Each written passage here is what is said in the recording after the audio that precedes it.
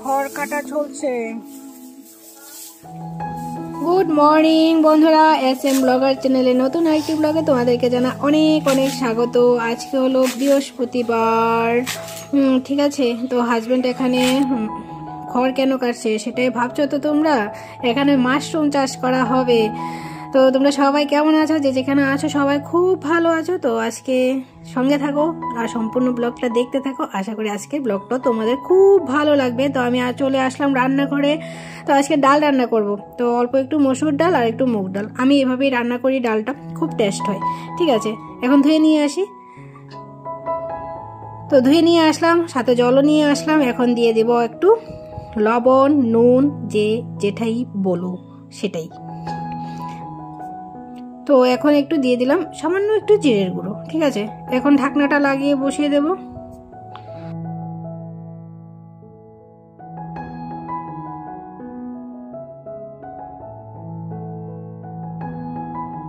আমাদের পূজারামের পরীক্ষা শেষ হয়েছে, তাই নাক ডাকিয়ে ঘুম দিল। রাত বলে সকাল 8:30 9টা সময় ঘুম থেকে উঠলো। তো ওনাকে টিফিনটা দেওয়া হয়নি, তো ওনাকে আজকে দুধ দিলাম। হরলিক্সটা শেষ হয়ে গেছে। আর এখানে উনি মোবাইল থেকে ছবি তুলছে, ওটা আঁকবে। কেটে নিয়েছি, এখানে বেগুন হবে, ঠিক আছে। বেগুনের একটা সবজি রান্না করা হবে। আর এখানে আছে সিম, গাজর, আর এটা হবে পোস্ত দিয়ে। আর এটা বাঁধাকপি রান্না করব। এখানে আছে গাজর, ঠিক আছে। দেখতে থাকো কিভাবে রান্না বান্নাটা করি, ঠিক আছে।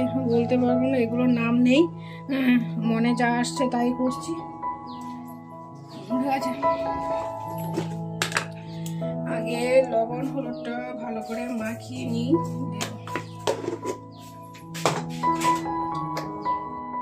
দিয়ে দিলাম হলুদ, আর এখন একটু দিয়ে দেব চিনি। তো এই 3টে জিনিস দিয়ে ভালো করে বেগুনটা মাখিয়ে কিছুক্ষণের জন্য রেখে দেব। এতে কি হয়, যখন বেগুনটা ভাজা হয় তেলটা কম চষে, তেলটা একদম টানে না বলেই চললে। অনেকেই বলে যে বেগুন ভাজি করে একদম তেল চিপচিপ চিপচিপ করে। তো আমাদের বেগুন ভাজিতে তেল চিপচিপ করে না। তো এখন দুদিকে দুটো কড়াই বসিয়ে দিলাম। অনেকটাই দেরি হয়ে গেছে সবজি কেটে কুটে ধুয়ে নিয়ে আসতে। তো তাড়াতাড়ি করে রান্না করে নিই, কারণ হাজব্যান্ড আবার 9:30 9টায় যদি হাজব্যান্ডকে খাবারটা দিয়ে দেওয়া যায় না, খুব খুশি। তো আজকে একটু দেরি হয়ে যাবে রান্না করতে করতে। এমনিতেও একটু নিরামিষ রান্না করবো, একটু দেরি হবে। এখানে মটর খোসা ছাড়িয়ে দিয়েছে পূজা। তো এটা একটু কালো জিরো ফোড়ন দিয়ে ভেজে নিচ্ছি, একবারে বসিয়ে দিলাম আর কি। আর একদিকে বেগুনগুলো এখন ভেজে নিচ্ছি। এই তেলটাতেই আমি সবগুলো বেগুন ভেজে নেব, তোমরা দেখবে। তো এখন মটরে দিয়ে দিলাম আমি একটু হলুদ দিয়ে কিছুক্ষণ নেড়ে চেড়ে এখন কুচানো যে গাজরটা সেটা দিয়ে দিলাম, দিয়ে কিছুক্ষণ নেড়ে চেড়ে এখন বাঁধাকপিটা দিয়ে দিচ্ছি। তো এটা একদম নিরামিষ, একদম মিষ্টি মিষ্টি হবে, মশলা ছাড়া। এখন দিয়ে দিলাম একটু লবণ, আর একটু দিয়ে দেবো সামান্য চিনি। এইভাবে বাঁধাকপিটা রান্না করলে আমাদের ঘরে খাওয়া হয়। যেমন আদা একটু দেব, জিরের গুঁড়ো, ধনের গুঁড়ো দিয়ে একটা নিরামিষ সবজি করা হয় না, ওটা বেশি একটা কেউ খেতে চায় না আমাদের ঘরে। তো এটা হোক, একটু নরম হোক, ঢাকনা দিয়ে দেবো। আর এদিকে বেগুন ভাজিটা দেখি হয়েছে কিনা। তো দেখো বেগুন ভাজিটা প্রায় হয়ে গেছে। তো এই পিঠটা হলে নামিয়ে নেব। দেখো তেল কিন্তু যেমন দিয়েছিলাম তেমনি আছে। তো এদিকে দেখো কিছু পেঁয়াজ কুচি করে রেখেছি মোটো মোটো করেই। তো এগুলোকে এখন চপ করে নেবো। আর এদিকে বেগুন ভাজি হয়ে গেছে, এগুলোকে তুলে নিচ্ছি আর বাকিগুলো ভেজে নেব। দেখতে কি সুন্দর লাগছে না? এমন ছোট সাইজের বেগুন হলে এইভাবে খেতে। আমি আরেকদিন আরেকভাবে রান্না করেছিলাম ধনেপাতা দিয়ে, ওটাও কিন্তু খুব ভালো হয়েছে, একদম সিম্পলভাবে। তো এখানে আমি পেঁয়াজটা চপ করে নিয়েছি, একটু তেল দিয়ে দিলাম, সরিষার তেল। তো এখন যে কুচি করে রেখেছি পেঁয়াজটা সেটা দিয়ে দেব।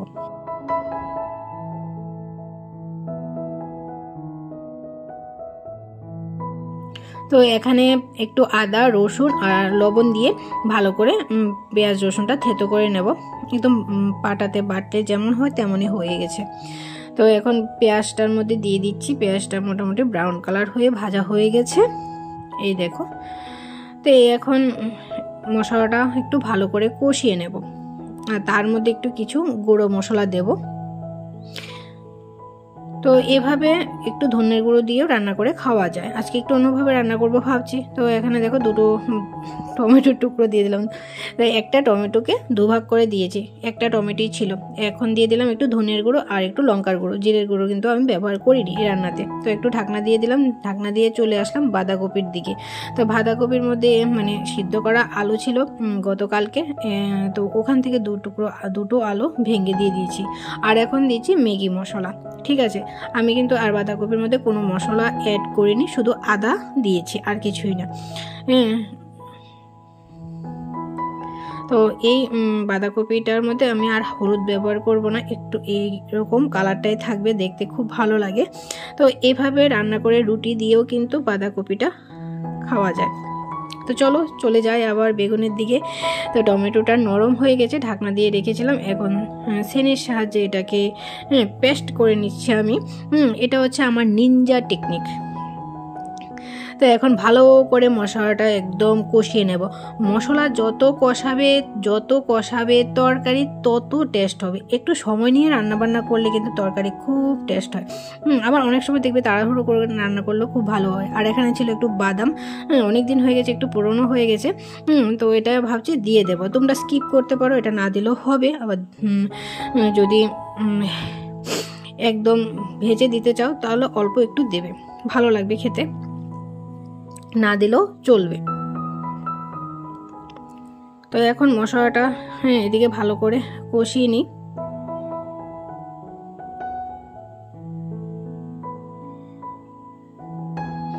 হলুদ গুঁড়োটা একটু কম লাগছিল, তাই একটু দিয়ে দিলাম। এখন দিচ্ছি বিরিয়ানি মশলা। ঠিক আছে, আমি কিন্তু প্রায় টিফিনে এবং প্রায় খাবারে কিন্তু বিরিয়ানি মশলা ব্যবহার করি, আমার কাছে ভালো লাগে। তো মশলাটা কষানো হয়ে গেছে, এখন বেগুনগুলো বোয়াল মাছগুলো ছেড়ে দিচ্ছি। তো এইভাবে তোমরা কিন্তু নর্মাল বেগুন ভাজিও মানে মশলার সাথে খেতে পারো, জল ব্যবহার না করে। তো আমি কিন্তু এখানে জল ব্যবহার করব। এইভাবেও খেতে কিন্তু ভালো লাগবে বেগুন ভাজিটা। তো উল্টে পাল্টে দিচ্ছি মশলাগুলো বেগুনের ভিতরে একটু ঢুকুক। আর এদিকে গরম জল বসিয়ে দিয়েছি আমি কড়াইটা, বাঁধাকপিটা নামিয়ে। তো এখন গরম জলটা দিয়ে দেব।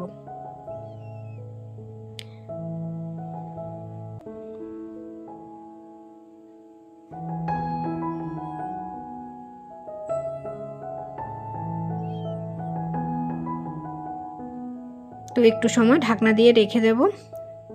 বেগুন তো ভাজার সময় সিদ্ধ হয়ে গেছে, তারপরও একটু ঢাকনা দিয়ে রেখে দেব।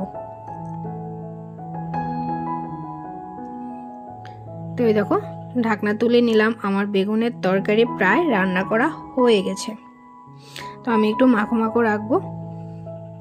এই দেখো এখন নামিয়ে নিলাম, একটু মাখো মাখো। যখন ঠান্ডা হবে গ্রেভিটা কিন্তু আর একটু শুকিয়ে যাবে। এই দেখো কি সুন্দর হয়েছে না? তো চলো এখন পোস্তটা বেটে নিই।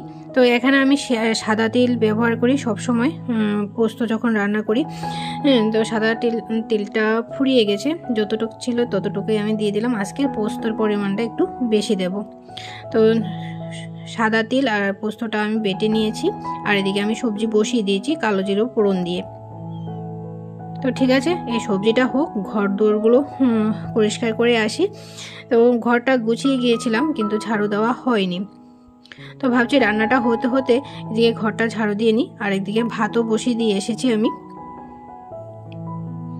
হাজব্যান্ড বলছে এখনো তোমার খাবার হয়নি, বেলা বেজে গেছে 11টা, কখন আমাকে খাওয়াবে? রান্না করতে করতে দুপুরে খাওয়ার সময় হয়ে গেছে, কখন সকালের খাবারটা খাবো সেই বলছে।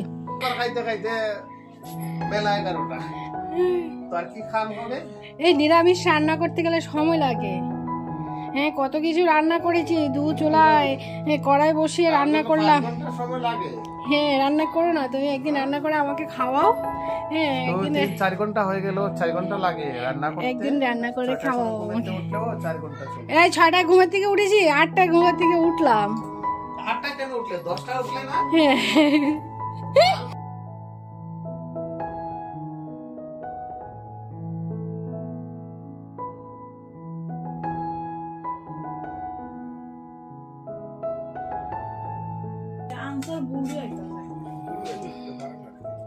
একটু বড় সাইজ দিছি দি তো বিশাল কয় আমির ঘরে ছেলে তো হ্যাঁ দি পারেনি নিজের আমির ঘরে এ ল্যাম্বরগিনি বড় বড় গাড়ি मेला दिलों का आता है आके फिर चला जाता है। मुझे हाँ मुझे क्या अच्छा दे কি গো বেগুনের তরকারিটা কেমন হলো? কোনো গুণ নাই। একটা তো দেখানোর মতো কোনো পুষ্টি না কোনো গুণ নাই। আচ্ছা কেমন হয়েছে? ভালো হয়েছে। এখন থেকে ভাবলাম হিন্দি তো আর মাছ মাংস আনবো না। হ্যাঁ এত নিয়ে আসবো। হিন্দি তো বল এটা বেঙ্গন বেঙ্গন। হিন্দিতে কোন লাইনটা কইছো সেন্টেন্স আরে बोलो बोलो বাবা इतना टेस्ट हुआ बैंगन का सब्जी। अभी अभी अभी तुम्हारा पापा सोच रहे हैं कि मछली नहीं लेकर आएगी, कुछ नहीं चाहिए। कि कुछ नहीं लेकर आएगी। ये मछली है पर अब देखो ये तो बैंगन है बेगुन भी सस्ता है। सस्ते में मिल जाता है बैंगन। अभी बैंगन का सब्जी वो खाएगी। इतना स्वादिष्ट हुआ है। ठीक है आप लोग भी देख लो कितना सुंदर हुआ है सब्जी का कलर कितना गिर रहा है कुछ। बात करने का समय कुछ गिर रहा है। क्या गिर रहा है क्या क्या गिर बाबा ऐसे बात मत करो। अच्छा दादा मैं अभी साफ साफ बोलती हूँ बेटा आप भी तो वही कर रहे हो नहीं साफ साफ बोला ना उस टाइम में गिरा दो दिन गिर गया। 2 दिन अक्षर अक्षर गिर गया। 2 दिन अक्षर गिर गया छूट गया आपके मुंह से। कौन सा कौन सा अक्षर छूट गया आपके मुंह से बताओ जरा। कौन सा वर्ड एबार अभी मैं खा लेती हूँ ठीक है। बहुत बात हो गई अभी मैं खा लेती हूँ। खा लेती हूँ ठीक है। जल्दी खाओ ना ठंडा हो रहा है नहीं है खाना खाना है भागना है। खाना खाने की मन नहीं है। अपना काम करने जा रही हूँ बाय नो नेवर नेवर बोलो बोलो ये इस फिश का क्या नाम दो आप लोग आप दिस बैंगन तरकारी तरकारी को बैंगन का सब्जी। बैंगन का सब्जी। पर ये सब्जी थोड़ी ना है इसमें तो झूल है ना चूल ऑल इंडिया जानता है। हिंदी का बैंड नहीं ऑल इंडिया जानता है। हमें तो क्या कितना हुआ? होता है पता होगा तब बैंड बजा दिया। हिंदी का बैंड बजा दिया। बैंगन बैंगन तरकारी बैंगन का सब्जी ये नाम नहीं है मन में जो भी आया पकड़ लिया। This बैंगन तरकारी is so tasty because this color red कितना सुंदर कलर हुआ है देख लो।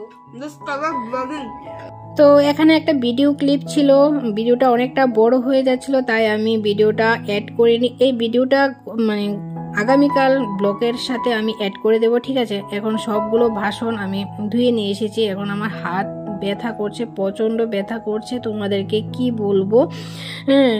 ঘর মুছেছি এখন হাজবেন্ডের টিফিনটা রেডি করে দিলাম। হাজবেন্ড যাবে ডিউটিতে উনি স্নান টান করে এসেছেন আমি এখন যাব স্নান করতে। তো স্নান করে আসলাম সকালে দেখলে খড় কাটলো হাজবেন্ড এখন গরম জল করে টাটকা গরম জল করে এই খড়গুলো ভিজিয়ে রেখেছে তারপর এই খড়গুলোর মধ্যে মাশরুমের বীজ বোনা হবে ঠিক আছে। তো বন্ধুরা স্নান টান করে আসলাম আর পূজা দিয়েছে ঠাকুর পুজো ঠিক আছে। ও বাড়িতে থাকলে ওই ঠাকুর সেবাটা